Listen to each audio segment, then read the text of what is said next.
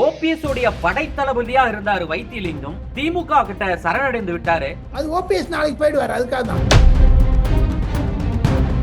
ஏடிஎம்கே முன்னாடி போயிடுச்சுங்க. 4 ரன்னர் ஆயிடுச்சுங்க. ஃபர்ஸ்ட் வின் பண்ணிட்டாங்க. முக்கியமாக காங்கிரஸ் வரவே இல்லை திமுக பக்கம். திமுகவில் ஏற்கனவே ஒரு புகார் உண்டு, ஒரு குறிப்பிட்ட சமுதாயத்தினை இழுக்க வேண்டும் என்று. ஆனால் டிஆர் பாலுக்கு பையனுக்கு மினிஸ்டர் கொடுத்துட்டதுனால பழனிவேல் தியாகராஜன் ஒதுங்கிட்டார். ஸோ அது மொத்தம் இது ஜாங்கிரி மாதிரி சுத்திட்டே இருக்குங்க. பாமகவுடைய ராமதாஸ் தரப்பு, அடுத்து தேமுதிக, 2 கட்சிகளும் ரொம்ப தடுமாறி கொண்டிருக்காங்க. யார் பக்கம் போவாங்க? திமுக பக்கம் போக மாட்டாங்க. வைத்திலிங்க போனதுனால திமுகவினர், திமுகவில் இருப்பவர்கள் ஒதுக்கப்படுவார்கள். கடந்த 6 மாதங்களாகவே திராவிட முன்னேற்ற கழகத்தினுடைய தலைவர் மு.க. ஸ்டாலின் அவர்கள் தோழமை கட்சிகளுக்கும் நட்டையா உடைச்சு வச்சிட்டார். காங்கிரஸ் என்பது திமுகவுடன் போகக்கூடாது என்பதுதான் 90% டிசிஷன். ரெஃப்ளெக்ட் நேயர்களுக்கு வணக்கம். இன்று நாம் சந்திக்க இருக்கக்கூடிய சிறப்பு விருந்தினர் மூத்த பத்திரிகையாளர் டெல்லி ராஜகோபாலன் அவர்கள். ஐயா வணக்கம். ஐயா நமஸ்தே. நமஸ்தே. நமஸ்தே. ஓபிஎஸ் உடைய படைத்தளபதியா இருந்தாரு வைத்திலிங்கம். ரொம்ப கஷ்ட காலத்துல கூட அவர் அவருடன் பணிபுரிஞ்சாரு. இப்படிப்பட்ட சூழ்நிலையில திடீர்னு போயிட்டு திமுக கிட்ட சரணடைந்து விட்டாரு. என்னங்க ஐயா காரணம்? ஏன் இந்த திடீரென ஒரு மனமாற்றம்? அது ஓபிஎஸ் நாளைக்கு போயிடுவாரு. அதுக்காக தான், வேற ஒண்ணு.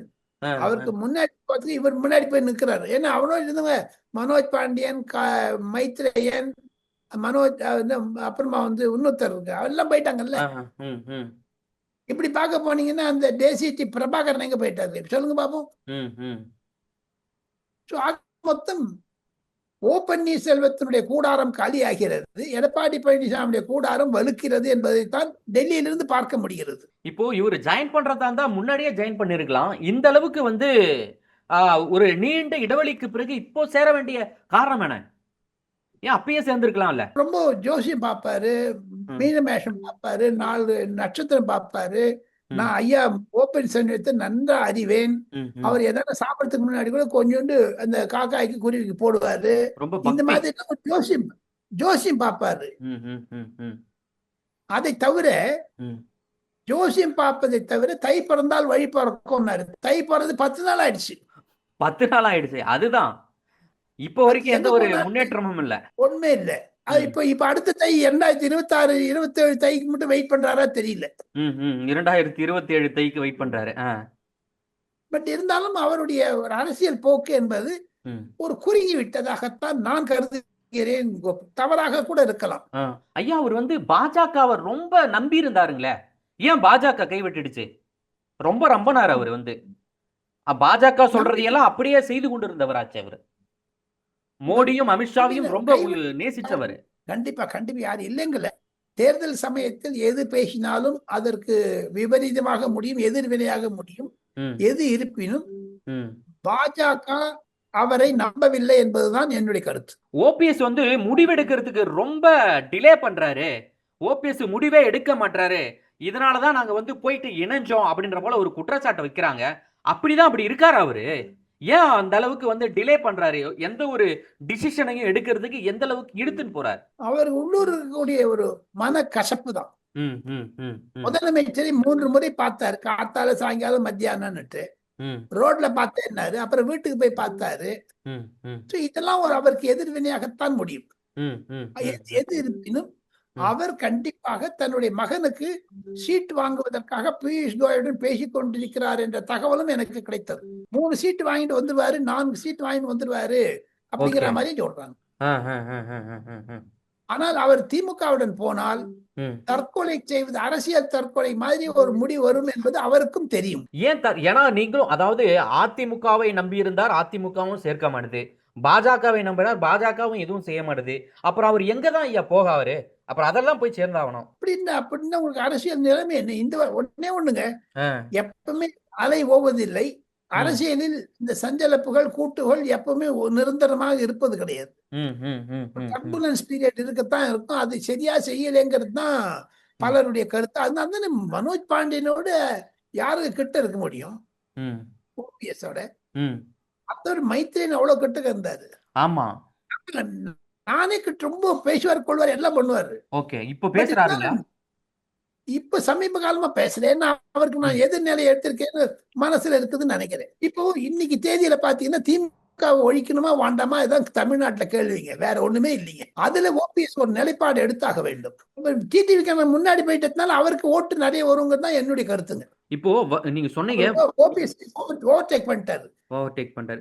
நீங்க சொன்னீங்க வைத்திலிங்கம் மேல வந்து அவ்வளவு ஊழல் வழக்கு இருக்கு. இப்போ அந்த பெருங்குளத்தூர் கட்டுமான பணியெல்லாம் வந்து ஊழல் வழக்கு இப்போ அண்மையில கூட பேசப்பட்டது. அந்த வழக்கெல்லாம் மீண்டும் எழும்ப வாய்ப்பு இருக்கா?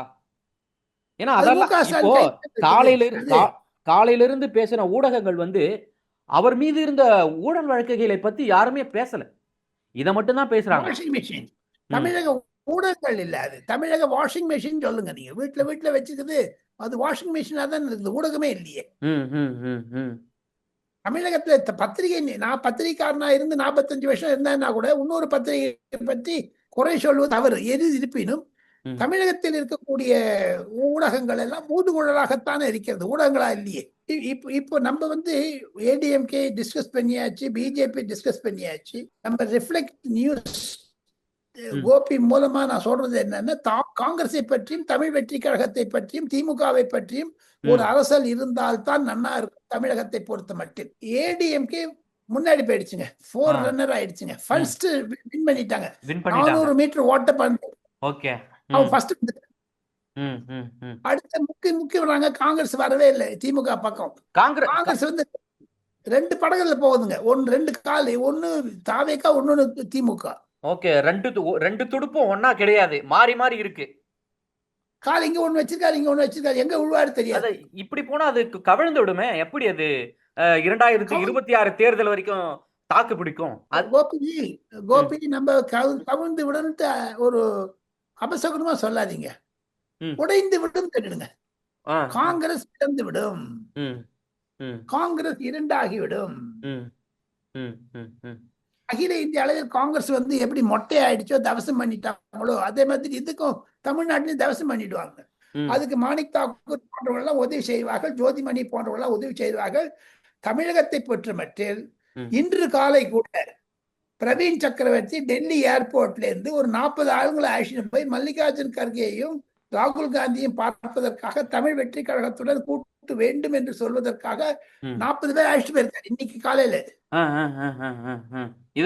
அந்த கூட்டத்தை முடிவு பண்ணாங்க, யாருமே நம்ம ட்விட்டர்ல போடக்கூடாது, பேசக்கூடாதுன்னு. அதை பிரேக் பண்ணாரு மாணிக்கம் தாக்கூர், அதை பிரேக் பண்ணாரு ஜோதிமணி, அதை பிரேக் பண்ணாரு நம்ம பிரவீன் சக்கரவர்த்தி. இன்னைக்கு அவரே போட்டோ போட்டிருக்காரு அவங்க ட்விட்டர்லயே. நேத்து நடந்த செயற்குழு கூட்டத்துக்கு கூட நீங்க சொன்ன ஆட்கள் யாருமே போகல. கூடுதல் தகவல் ஒரு செக்ஷன் தனியா வந்துச்சு. இல்ல சத்தியமூர்த்தி பவன்ல நான் சென்னையில நிறுவனம் இருந்தபோது நாற்காலி பறக்கும், ஒத்தனுக்கு வந்து அடிச்சு பானுவேன், அடுத்த ரத்தம் வரும், அவன் வேஷ்டி கிழிச்சு பானுவேன்.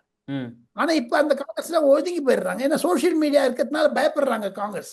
எது இருப்பினும் காங்கிரஸ் என்பது திமுகவுடன் போகக்கூடாது என்பதுதான் 90% டிசிஷனுங்க. கட்சி மேலிடமும் அதை தான் விரும்புதான். ராகுல் காந்தி விரும்புகிறார். இல்லைன்னா கூடலூருக்கு வந்து ராஜாவை பார்த்துட்டு போனாரே தவிர சென்னைக்கு வந்து பராசக்தி படம் பார்க்கணும்னுட்டு ஸ்டாலின் அழைப்பு விடுத்தார். ராகுல் காந்தி அதை ஏற்றுக்கொள்ளவில்லை. காரணம், அவருக்கு ஜனநாயகன் மீது தான் அக்கறை இருந்தது.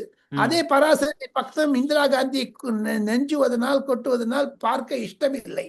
எனினும் அதே பராசக்தி காலங்கள்லாம் திமுக ரெட் ஜெயண்ட், இன்பநிதி, பண்பநிதி, உதயநிதி எல்லாம் சேர்ந்துட்டு எல்முருகன் வீட்டுக்கு அனுப்பிச்சு வச்சாங்களா, அது ஏன் சொல்றீங்க? அந்த டீம் வந்துடுச்சு அப்படியே.